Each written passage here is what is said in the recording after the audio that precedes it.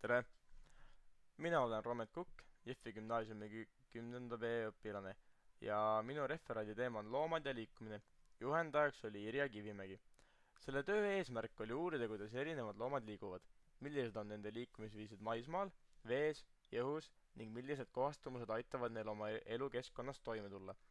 Referaadi käigus saavutasin seatud eesmärgid, võrdlesin eri elukeskkondades elavate loomade liikumisviise, uurisin, kuidas looma kehaehitus ja füsioloogia on seotud tema liikumisvõimega ning tõin välja liikumise tähtsuse loomade ellujäämise seisukohalt. Maismaal liiguvad loomad väga erinevalt. Mõned kõnnivad või jooksevad, näiteks koerad, kassid ja hobused. Teised nagu jänesed ja konnad kasutavad hüppamist, et kiiresti ohust põgeneda.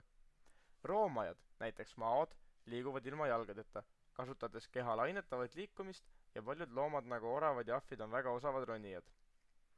Vees on liikumine keerulisem, sest vesi on õhus palju tihedam.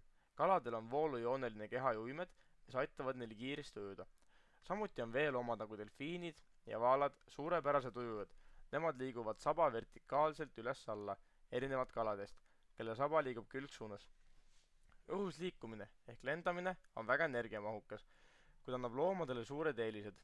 Linnud on kõige tuntumad lendajad. Neil on kerged luud ja tugevad rinnalihased, mis võimaldavad tiibu liigutada. Ka putukad, näiteks mesilased ja kärbsed, suudavad tänu kiiretele tiivalöökidele õhus püsida. Isegi mõned imetajad, nagu nahkhiired ja lendoravad, on kohastunud lendamiseks või liuglemiseks. Lisaks on looduses ka palju erilisi ja ebatavalisi liikumisviise. Näiteks kaheksajalad ja kalmaarid liiguvad veejoa abil, nagu raketid. Veekõndijad liiguvad vee pinnal tänu pindpinevusele ja kängurud hüppavad, kasutades saba tasakaalu hoidmiseks. Ka mutid liiguvad maa all kaevates ja meduusid triivivad koos hoovustega. Kokkuvõttes sain teada, et loomade liikumine on väga mitmekesine ja otseselt seotud nende elukeskkonnaga. Iga liikumisviis, olgu see jooksmine, lendamine, liuglemine või roomamine, aitab loomadel ellu jääda ja kohaneda oma keskkonnas. See teema oli minu jaoks huvitav, sest näitab, kui nutikalt ja täpselt on loodus igale liigile andnud just need omadused, mida neil ellu jäämiseks vaja on. Aitäh kuulamast!